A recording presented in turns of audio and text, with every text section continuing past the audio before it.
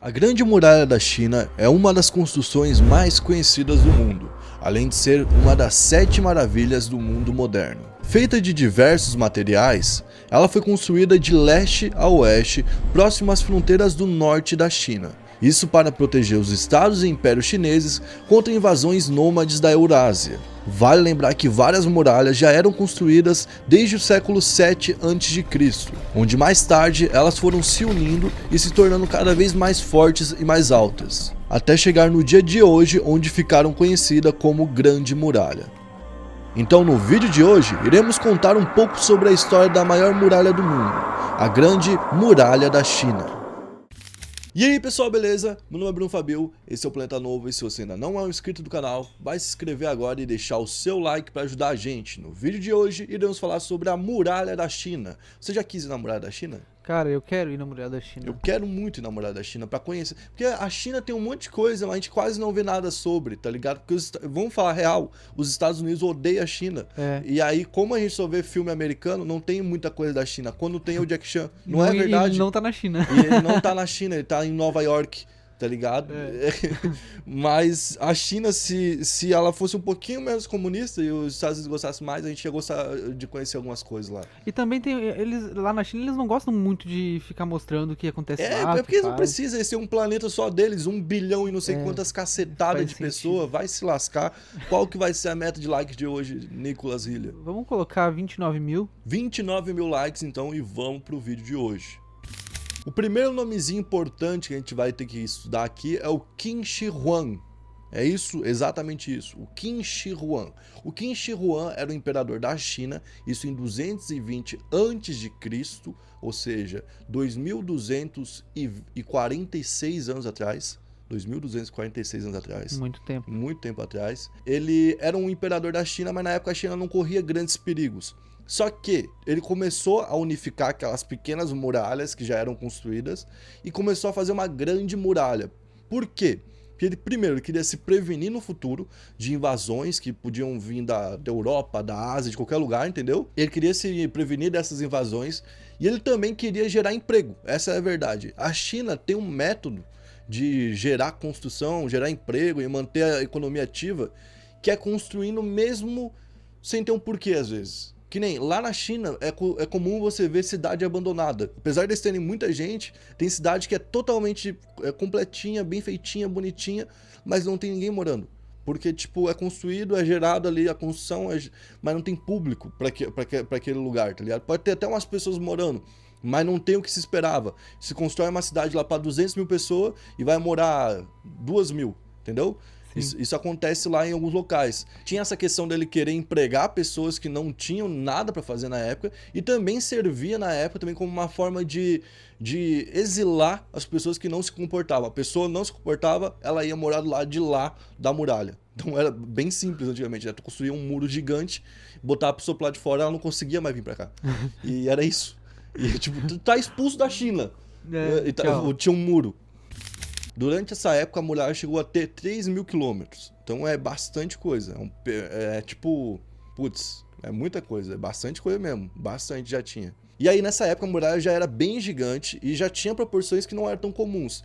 Tanto é que ele utilizava vários materiais para poder fazer isso. Porque ele não ia conseguir fazer tudo um material só. Porque não ia ter material para fazer tudo aquilo de uma coisa só. Tinha um lugar que era feito com pedra, tinha um lugar que era feito com madeira, tinha um lugar que era feito com restos empilhados.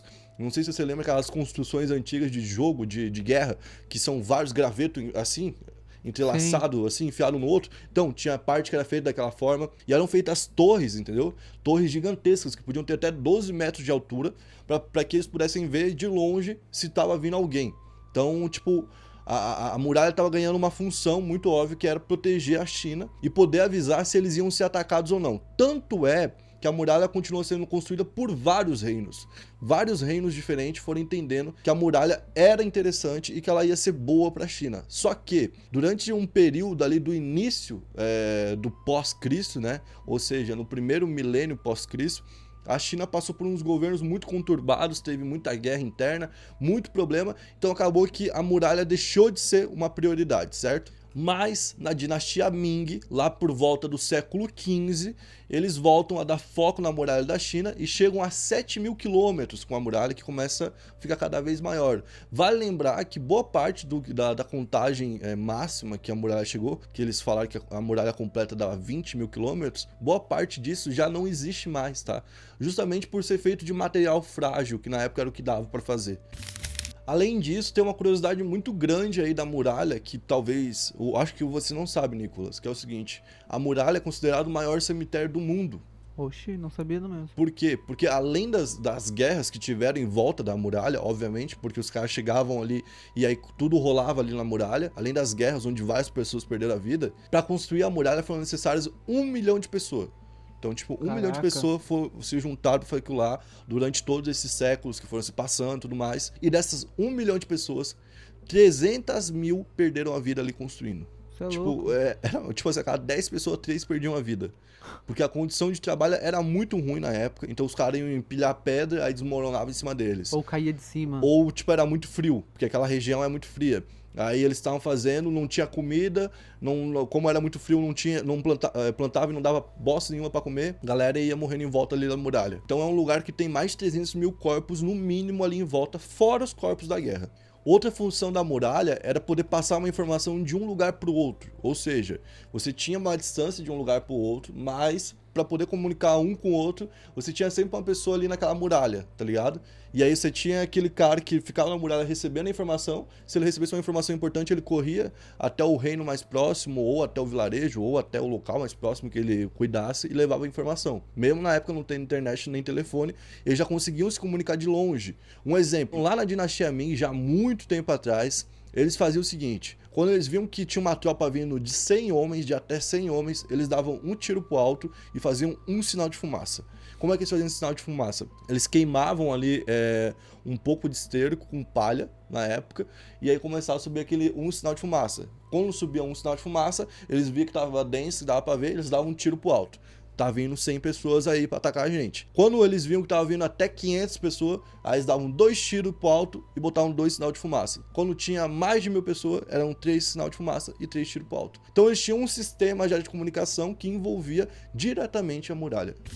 Mesmo ela sendo muito grande e tendo esses fortes gigantescos que cabiam até 50 soldados, ela acabou não ajudando muito contra o Gengis Khan, que foi o imperador da Mongólia, que foi um cara que acabou com a vida de muita gente. Tipo, muita gente mesmo, pra poder fazer a Mongólia virar um país na época, certo? Então ele inclusive inventou a bomba, como é que fala?